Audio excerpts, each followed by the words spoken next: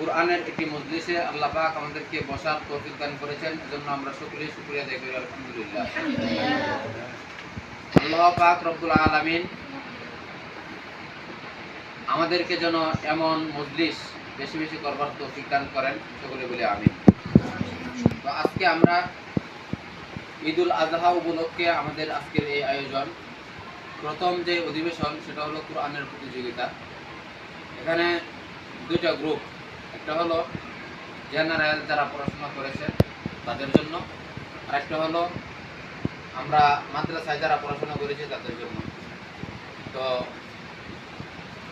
আমরা এইসব অনুষ্ঠান করব এই কারণেই, মানুষ সবসময় তাদের অন্তরে যে কোনো একটা সংস্কৃতি লালন করে।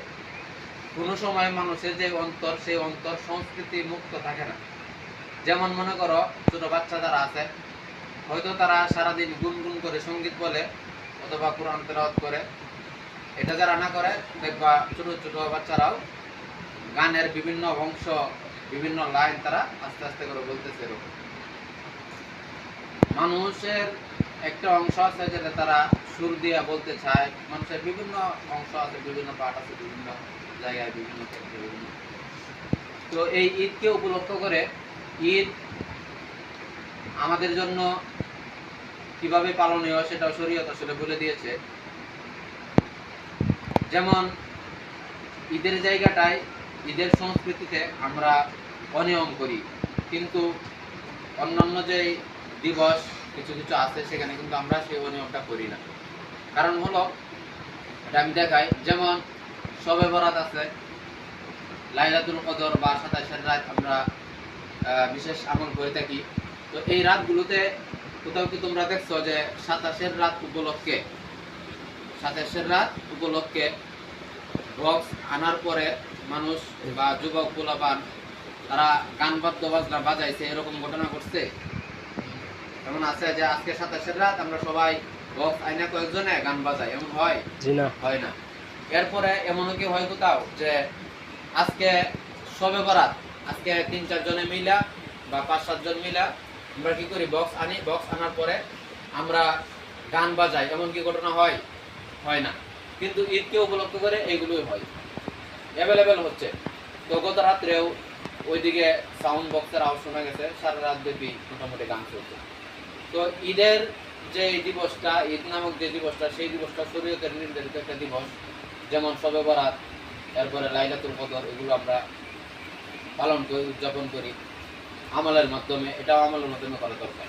তো সংস্কৃতি থাকবে, এই জন্য ভালো বা সুস্থ সংস্কৃতি এগুলোর চর্চা করা। আমরা এখন সূচনা করছি, ইনশাল্লাহ এর ধারাবাহিকতা অব্যাহত থাকবে। আমরা এটা ইনশাল্লাহ চালিয়ে যাব, আল্লাহ পাক যদি আমাদেরকে তৌফিক দান করে। তো আমাদের প্রথম যে অধিবেশন সেটা হলো আমাদের কুরআনের প্রতিযোগিতা অনুষ্ঠান, এখন থেকে শুরু হবে ইনশাল্লাহ। তো আমরা অংশগ্রহণ যারা করব, আমাদের জন্য কিছু রুলস বা নিয়ম আছে, সেগুলো আমরা পালন করবার চেষ্টা করব। আর আল্লাহ পাক যদি আমাদেরকে সক্ষমতা দেয়, আল্লাহ পাক যদি আমাকে সক্ষমতা দেন, তাহলে ইনশাল্লাহ এটা আরো বড় পরিসরে ইনশাল্লাহ সামনে করা হবে।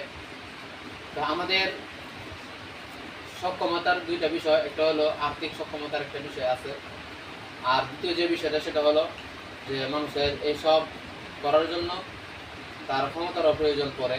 তো সব মিলিয়ে যদি আল্লাহ পাক আমাদেরকে সক্ষমতা দান করে, তাহলে ইনশাল্লাহ এগুলো আমরা আরো বড় পরিসরে সামনে করার চেষ্টা করব।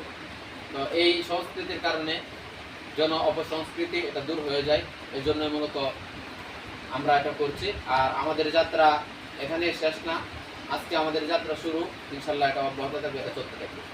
তো তোমরা যারা অংশগ্রহণ করবা, সকলের জন্যই পুরস্কার আছে, বিভিন্ন জায়গা থেকে অনেকে আসছো।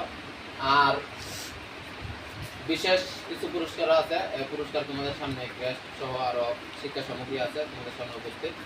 সবাই ভালো করবা, এটাই হলো এই কামনা রইল। ইনশাল্লাহ বিচারকরা যে সিদ্ধান্ত দিবে, সেই সিদ্ধান্ত আমরা মেনে নেব ইনশাল্লাহ। আর বিচারকদের উদ্দেশ্য হলো যে আমরা ইখলাসের সাথে কাজ করবো ইনশাল্লাহ। আর হলো আমরা সবাই নাম্বার দেওয়ার ক্ষেত্রে দুজন বিচারক থাকবে, 50-50 মার্ক। এর থেকে আপনার সব দিক বিবেচনায় পড়ার স্টাইল শুদ্ধ সব কিছু মিলে আপনার বিবেচনা করে যত নাম্বার দেওয়া যায় তত নাম্বার দিবে পরবর্তীতে।